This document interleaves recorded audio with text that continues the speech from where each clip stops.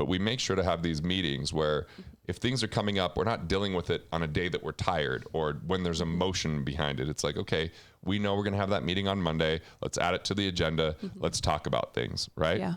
And we just haven't thought about money for so long.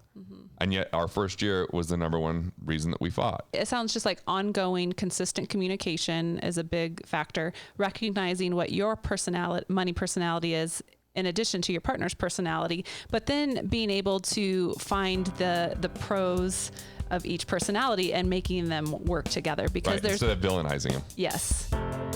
Money can be complicated. Let a nerd help you. We're here to demystify the complex nature of money by getting you answers from financial nerds and whiz kids. Welcome to Ask the Money Nerds, a weekly segment of the Wealth Labs podcast where we answer your most pressing money questions. Hey, you can get up to $100,000 without penalty from your retirement plan right now. Well, you got to have that much in the retirement plan, but that's why I say up to that. But the question is, should you? If you do, what do you do with it? Is this an opportunity? Is it a good time to pay off debt? Or is it a good time for real estate? Where should you put your money, or what should you do with this window of opportunity? It's a good question, right? I think it's a very good question. And it's Laura's question that we're going to begin with today. First of all, I have a question. Why do you think real estate is such a common go-to investment? You know, because we hear about that a lot. Like, should I invest in real estate? Well, real estate can create cash flow, but it can also appreciate at the same time, so you could build equity.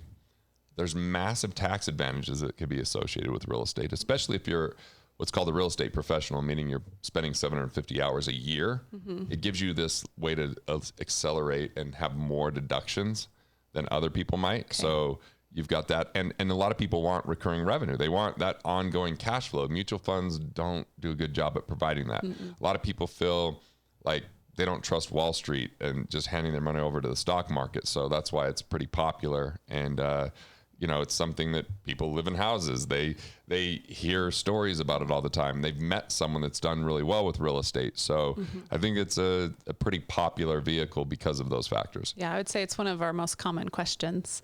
Yeah. But let's get to Laura's question today. Okay. She says, so my husband and I understand that we can take out up to $100,000 from our 401k. If we do that, we would need to pay off around $45,000 in consumer debt. But what should we do with the other $55,000? I would like to buy a property for some long-term rental income, but it's hard to convince my husband of this. Would this be a good starting point to get some passive income rolling in? Okay, so you can get up to $100,000 without the 10% penalty, right? That's absolutely true. And you can use cash for real estate, but the question is, if it's $55,000, is that enough cash to buy a piece of real estate? Now, I bought real estate for that price or less. It wasn't great. In 2008, there was so many foreclosures that you could do REOs, real estate owned, meaning it was bank-owned real estate, and you could buy these portfolios. The problem was a lot of them were dilapidated. A lot of them had a lot of violations with code that you had people squatting in them. So, I mean, if you're going to go use that and get a loan, maybe where her husband's a little bit nervous is well, now we have this payment that we have to make. And what if there's not a tenant? And what if we don't buy the right piece of property? And so I could understand the hesitation. But the first part of this I would want to ask is, where did the $45,000 of consumer debt come from? Is it a mistake that might happen again if you'd have this extra $55,000? Was it a circumstance? Was it something beyond control? Was it trying to keep up with the Joneses? I mean, there's a lot of questions like, how do we end up with that? Because I really feel that corporations have done a brilliant job at having us believe that if we buy something, we're going to get happiness. Yeah. And if we could just have that, then it's deserved for all the hard work that we've been through. And so I want to be really careful about that situation. But obviously she's asking well, hey, what if I got into real estate? Well, I wouldn't jump right into it. I would take a portion of that $55,000 and get massively educated. I would really get clear about one specific thing that you could do in real estate and look at what you need to manage and mitigate your risk. There's this notion that somehow people get successful because they're willing to take risk. But actually, people that take the most risk lose the biggest, right? And they might have temporary wealth, but because they cut corners or they take unnecessary risks, they end up losing that, and it can cause a lot of damage. And especially if you have a significant other that's kind of not on the same page.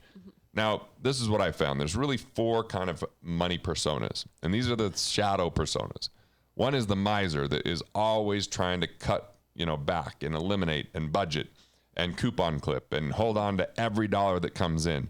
I was talking to one of our money nerds, Tim Carden, last night, and he was talking about there was someone he knew that he was friends with in high school that he did this all night. They were working on a project, and the next day he's like, hey, can I shower at your house before we go back to school?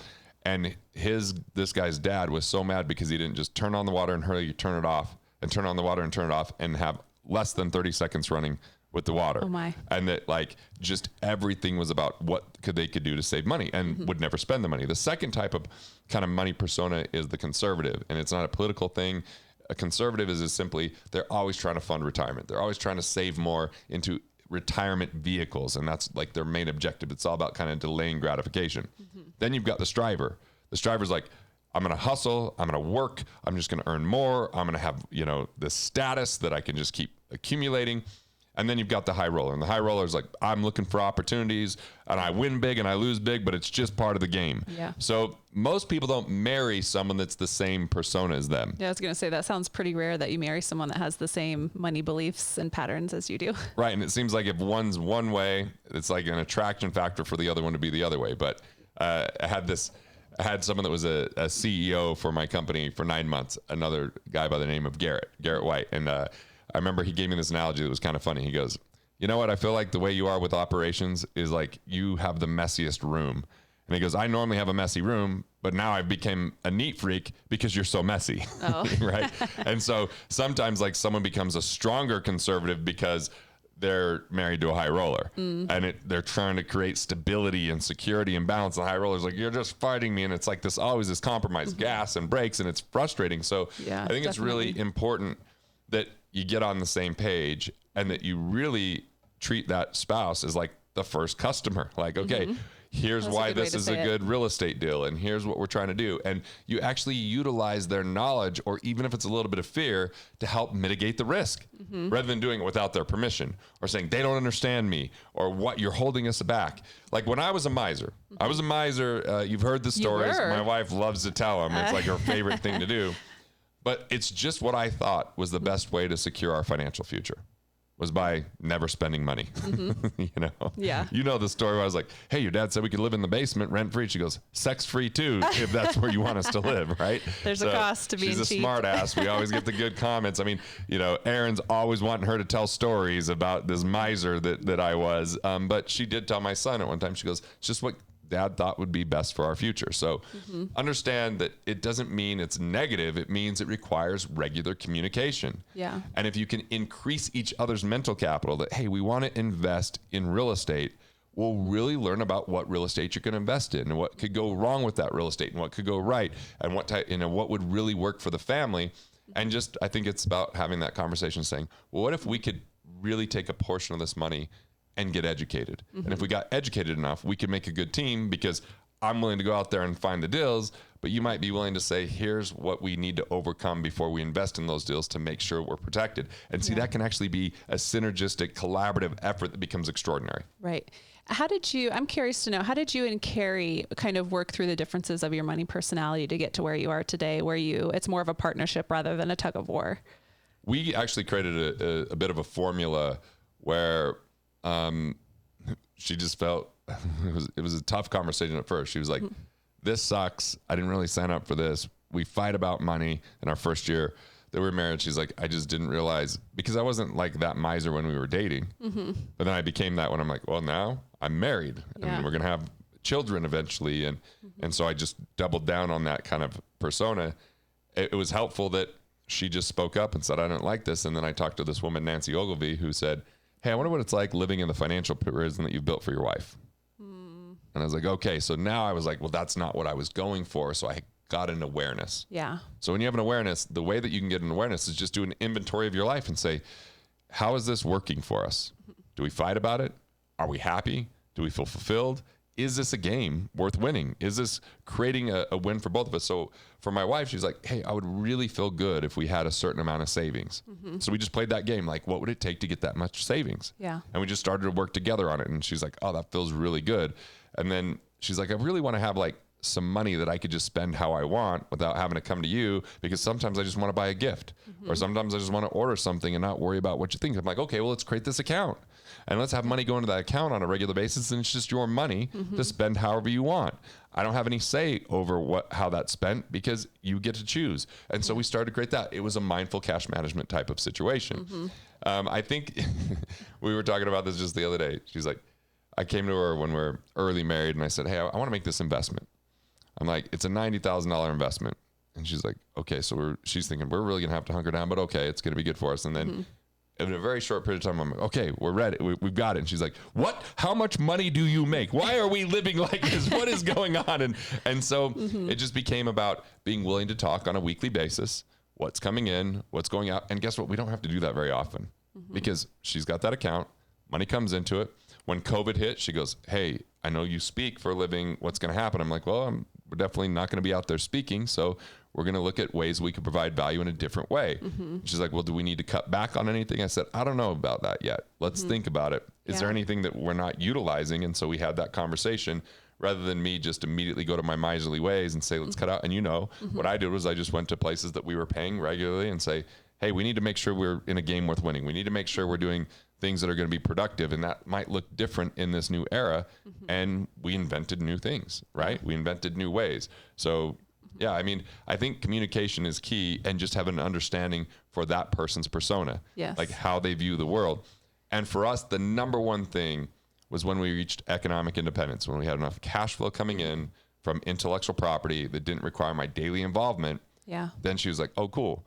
If I make a business mistake, if we have an economic turn that has an impact, we're not sending our kids to different schools. We're not eating different food. We're not selling everything that we have. And once she felt that security there, because that's what she really desired, then she became one of my biggest cheerleaders about like anything that I was up to, knowing that it would probably take longer than I said, probably cost a little bit more than I thought it might, because that's what happens in this business world of being an artist, right? Of creating things. And so it really came down to weekly meetings and understanding each other's persona. Yeah, I really love that. It sounds just like ongoing, consistent communication is a big factor. Recognizing what your money personality is in addition to your partner's personality, but then being able to find the pros of each personality and making them work together, because there's instead of villainizing them. Yes. Yeah. And do you want to talk about your family meeting at all? Like, are there and why you and Carrie do that weekly? Yeah. So we do our marriage meeting, and we're not as consistent weekly because we're just really on the same page, and we're spending way more time together now than we've ever done because I'm not traveling to speak. So we're not as consistent with that every single week, but we make sure to have these meetings where if things are coming up, we're not dealing with it on a day that we're tired or when there's emotion behind it. It's like, okay, we know we're going to have that meeting on Monday. Let's add it to the agenda. Let's talk about things. Right. Yeah. And we just haven't fought about money for so long. And yet our first year was the number one reason that we fought. Yeah. Because once we understood each other and we knew what fulfillment felt like with money, and we asked questions like, what about money is important to us? And she really showed me quality of life mattered. Right. Yeah. She likes to do it in an economical way, maybe even more so than me at times. But I like that she's going to think about that a little bit more. And so that I can make sure that we kind of meet each other in the middle. And economic independence was really the game, because I had it at one time, lost it, and had to build it back. So we kind of understood the ramifications of that. And now we take this meeting and we have a separate meeting with our kids. And that's been helpful because in that meeting, we're talking about there's things that they want. Well, what are they going to do to earn that money? We don't just give them, I don't know what they call it. What do you, for chores? We don't just give them automatic allowance. We don't give allowance because I don't want to train them to think like an employee. I want them to think more entrepreneurial. And so they have to come to us. And so Roman, my 12-year-old, said, what if I walk the dog 3 times a day? I'm like, well, that's pretty ambitious. Why don't you start with once? And if you want to do more, then that's great. But he thought that would be a good way to earn money. And we used to pay Carrie's cousin to do that. So I'm like, perfect. It's already a system. We'd be happy to pay you for it. And so we got him thinking about those kind of things, right? Yeah, I love those. It's just a small shift to allow kids to be their own problem solvers rather than being told what to do and what's the best way. Right. It's like they get to come up with the idea that they think is going to be the best solution to help them get what they want. So I think it's a subtle shift, but it's a pretty powerful shift. Do you want to talk about what it looks like to over leverage? Yeah, over leverage is something that I did at one time because I easily could get access to money, but that doesn't mean you should get access to money. And so I had over 100 real estate properties I owned between 20% or 100% of. And that was great from 2002 to 2007 in the acquisition phase. But in June of 2007, I decided I wanted to start selling that because I wasn't in love with the real estate that I was doing. And I just said, well, I'll just sell it for 10% over market because it was just continually appreciating. And I sold some of them that way. And I was like, man, I made a lot of money on that. But then when 2008 happened, I was still holding on to some of those properties. Yeah. And I had partners that just walked away, but it was my credit and it was my financing. So I now had property that didn't have rents that could cover the actual payment. So I was going into the red instead of investing in my business and in myself. I was trying to hold up this kind of house of cards of real estate. And so I think over leverage is when we assume the best and we're not prepared for the worst. We don't think about vacancy rates. We don't think about, economic changes. And so it's hard until people go through it sometimes. Warren Buffett says, you find out who's swimming naked when the tide rolls back, Yeah. And when those economies do change, which we're in a pretty rapidly changing economy right now.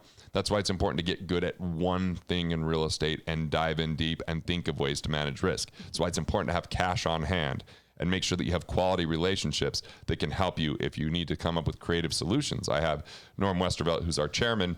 Part of the reason we met is because I had to have creative solutions with some of the real estate. And he's like, well, we might be able to have fractionalized ownership to sell this and make it a corporate retreat center. Or we might be able to do an auction and do an auction with this and get out of it. But he knew all these things. And so when you have those kind of relationships, you can be a lot more resourceful. You could figure things out. He also knew how we could actually sell them through short sales, which meant, it took a ding in my credit, but he knew how we could do that so that we didn't just walk away and go, oh, well, and then maybe lose, other things that we had. So relationship capital, critically important. Who's on your team? Who do you know? Mental capital, what can you learn before you learn the lesson the hard way of being over leveraged or losing or finding out that there's turnover or finding out sometimes people, they move in, but they never pay. And then they take all your copper wire. I mean, the stories are no fun, but, it's not always. Was that a real situation? It's not always shits and giggles, Silva. Oh, you know my what I'm gosh. saying? Yeah, these are real stories. So, Wow. Yeah, no fun. Okay. Got it. Doesn't imagine. All real estate is not created equal. The best real estate investors I know say no way more than they say yes to opportunities, right? And they look for situations where someone is looking to liquidate because they're distressed, because they just don't want to deal with it anymore. And then they find ways to make money on the buy. They make it, and look, it's a win-win transaction because the other person just wants out. They got over leveraged. They don't know how to handle it. And then there's other people that come in and they go, this is my forte. This is what I know what to do. I know if I buy this, if I fix these 3 things, rents get better. I know how to Airbnb this so I can get even higher rents than what you might get because you don't even know who to go out there. You don't have the property management company. So it's really, really important not to just get into it because you think it's a good idea, that it's got to be part of who you are in your investor DNA. You've got to have abilities. You've got to have something that drives you to want to learn about it. And it's got to be aligned with your values. Like, providing real estate for me isn't really aligned with my values. Providing this type of thing, it's much more of what I like to do. Yeah. One book that Laura might want to check out is Buy Then Build by Walker. Well, that's good if you're going to do businesses. Okay. If you're actually going to acquire businesses, Walker has a great book. On the real estate side, it depends on what type of real estate you're looking to do. A lot of my clients have written real estate books, whether it's around syndication, which is one type of real estate, whether it's around fix and flip, whether it's around cash flow residential, whether it's around commercial real estate. Like, you've got to kind of really dive into one arena, get really good at it. And then when that's operating, then maybe you can learn another one, because sometimes people are like, well, I need to be diversified in case one thing goes out of favor. But most people diversify, they get involved in too many things. And then one thing goes wrong, other things get neglected. Yeah. So focus and then protect. Focus and protect is kind of the mantra here. And figure out your mental capital and make sure you're on the same page as your spouse. Because I got to tell you what, getting involved in things that they're not supportive of, I don't care if you make money, life is not going to be fun. Right. It's not going to be worth it. So figure out what you can do to get there. All right. You know how to turn your thoughts into profits now. And this is the key.